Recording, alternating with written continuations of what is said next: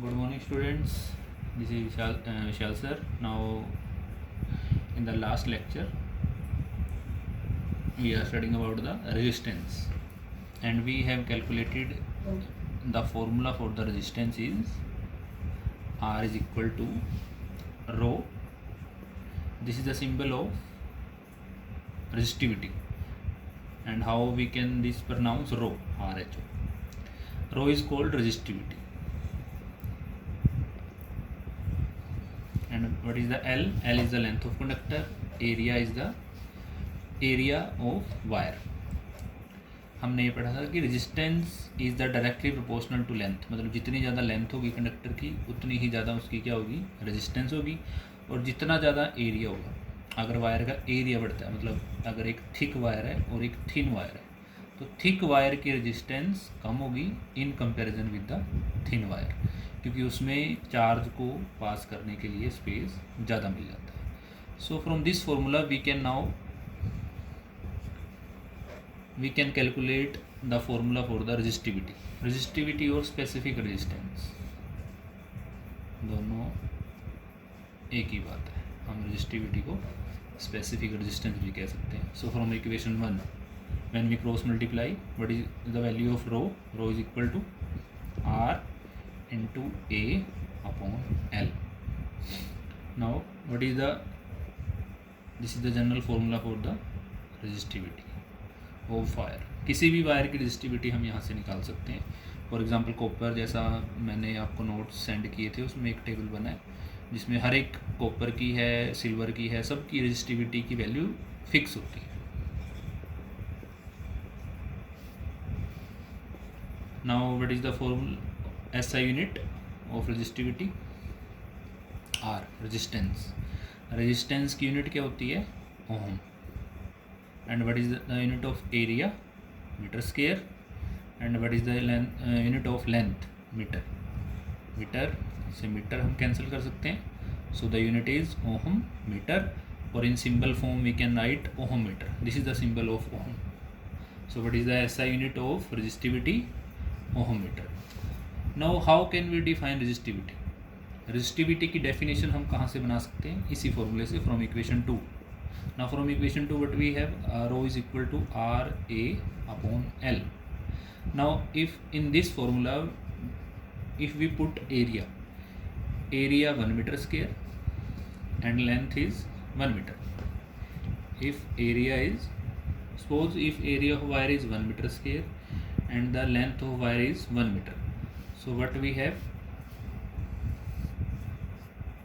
R is equal to, rho is equal to R into area 1 meter square upon 1 meter, or simply we can write rho is equal to R. So what is the value, or what is the definition of resistivity? So resistivity is defined as the resistance of a conductor having unit area and unit length. So from this relation we can define the resistivity or specific resistance.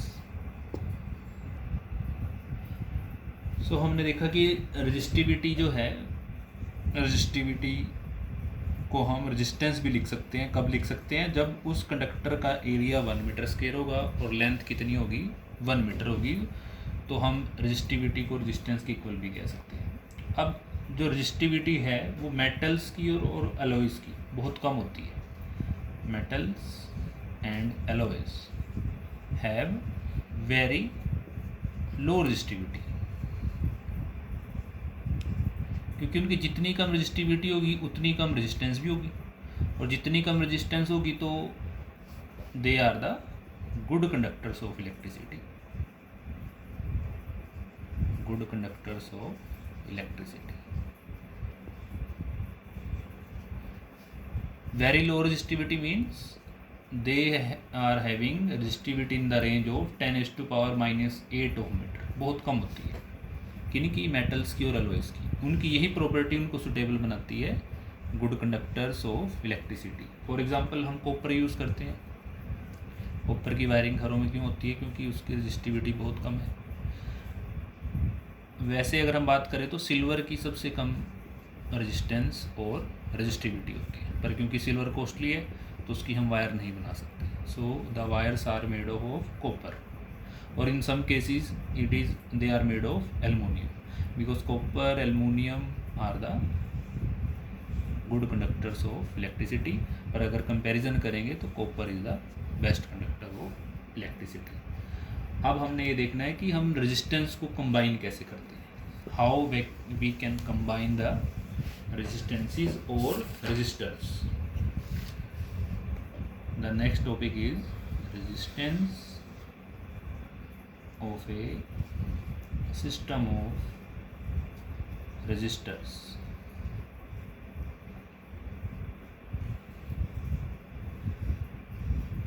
Resistance is the property and resistors are those materials which are used in the circuits which play the role of to supply the resistance। क्योंकि circuit में जो material हम लगाते हैं उनको resistors कहते हैं। Resistance तो एक प्रॉपर्टी का नाम है। कैसे कंबाइन हम करते हैं, रेजिस्टेंस को डिनोट किससे करते हैं, आर से। And what is the symbol of register, ये सिंबल आपने याद रखना है रेजिस्टेंस का। इस तरीके से जहाँ भी सर्किट में लगा होगा तो इसका मतलब है उस सर्किट के अंदर रजिस्टर लगा है जिसकी कुछ ना कुछ रेजिस्टेंस है। अब अगर हमारे पास एक से ज़्यादा रजिस्टर तो उनको हम कैसे कंबाइन करेंगे, तो उनको कंबाइन करने के लिए दो तरीके हैं। There are two methods. First method is resistors in series. हम उनको सीरीज में कैसे लगाएंगे, how the resistors are connected in series। Now suppose we have 3 resistors, resistor R1 series में लगाने के लिए दूसरा रजिस्टर उसके बिल्कुल एंड पे कनेक्ट करना है। ये एक रजिस्टर, उसके बाद दूसरा, next is third resistor R3। So these 3 resistors are connected in series. इस तरह की कम्बिनेशन को हम सीरीज कम्बिनेशन कहते हैं। They are connected end to end. Now we complete the circuit by connecting a battery, and we can also connect a key. This is the close key. Battery, this terminal is positive, this is negative। Current कहाँ से कहाँ flow करेगा, positive से negative की तरफ। Current हमेशा flow करता है higher potential to lower potential. Now there are 3 resistances. अब इन तीनों रेजिस्टेंसेस में करंट जब फ्लो करेगा I, because these are connected end to end, so the current in the 3 resistors will be same. इन तीनों में करंट कितना रहेगा, I रहेगा। और जो हमने यहाँ बैटरी लगाई है V क्या है, पोटेंशियल डिफरेंस और पोटेंशियल जो हमने अप्लाई किया तीनों पे। अब क्योंकि बैटरी का पॉजिटिव R1 से कनेक्ट है, बैटरी का नेगेटिव R3 से कनेक्ट है, और R2 तो इन दोनों के मिडिल में। तो इसका मतलब ये है कि जो हमने V अप्लाई किया है वो इन तीनों के अक्रॉस अलग अलग होगा, क्योंकि ये कॉमन टर्मिनल से अटैच नहीं है सारे। So consider the potential across R1 becomes V1, the potential across R2 becomes V2, and the potential across R3 become V3। Potential 3 part में डिवाइड हो जाती है, V1, V2 and V3। So now by Ohm's law, Ohm's law हमने क्या पढ़ा था, V is equal to I R. Now what is divided, V1, V2, V3।